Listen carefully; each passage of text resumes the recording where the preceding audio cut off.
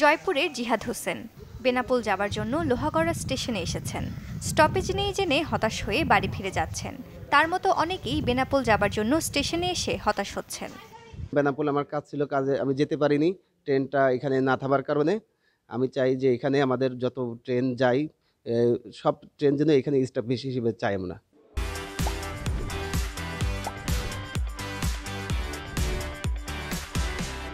Rail সূত্রে জানা যায়, নতুন এই রুটে খুলনা থেকে জাহানাবাদ এক্সপ্রেস আর বেনাপোল থেকে রূপসী বাংলা এক্সপ্রেস চলাচল শুরু করে গত বছরের ২০ ডিসেম্বর থেকে।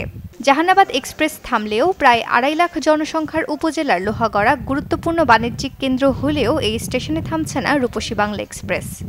গাড়ি এখানে থামে অনলি একটা জাহানাবাদ, সে সকালে 7:30টার দিকে যায় ঢাকার উদ্দেশ্যে ছেড়ে, 7:29 এখানে আসে, 31 ছেড়ে যায়।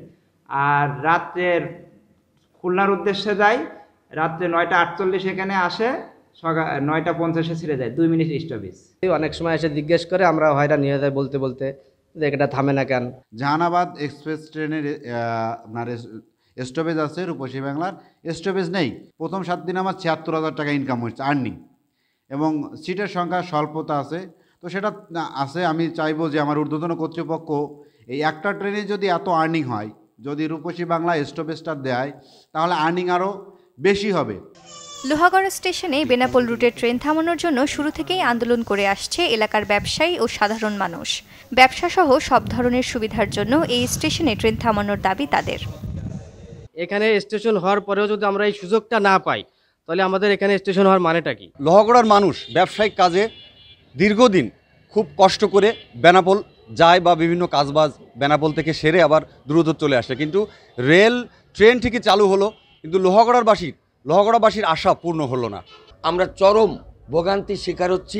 আমাদের কাঙ্ক্ষিত জায়গায় বেড়ানোর জায়গা থেকে আমরা বিপাকে পড়ছি, বিব্রতকর পরিস্থিতির সম্মুখীন হচ্ছি। আমরা যাতে ট্রেনে বেনাপোল যাইতে পারি, বেনাপোল থেকে মাল আনতে পারি, এটা তো দরকার আমাদের না। যেহেতু স্টেশন হয়েছে, থামলে তো অসুবিধা নাই। করজোরে অনুরোধ করছি যাতে এই জায়গায় ট্রেনটা থামে, যাতে আমাদের সুবিধা হয়। ঊর্ধ্বতন কর্তৃপক্ষের সাথে আলোচনা করে শীঘ্রই এই বিষয়টি সমাধানের আশ্বাস জেলা প্রশাসকের। বিষয়টা আমি ঊর্ধ্বতন কর্তৃপক্ষের সাথে কথা বলবো, মন্ত্রণালয়ের স্যারদের সাথে কথা বলবো এবং দ্রুত যেন এটি নিরসন করা হয় সে ব্যাপারে কাজ করব। পদ্মা রেল সেতুর উদ্বোধনের পর প্রথমবারের মতো রেল যোগাযোগের সুযোগ পেয়ে আনন্দিত নড়াইলবাসী।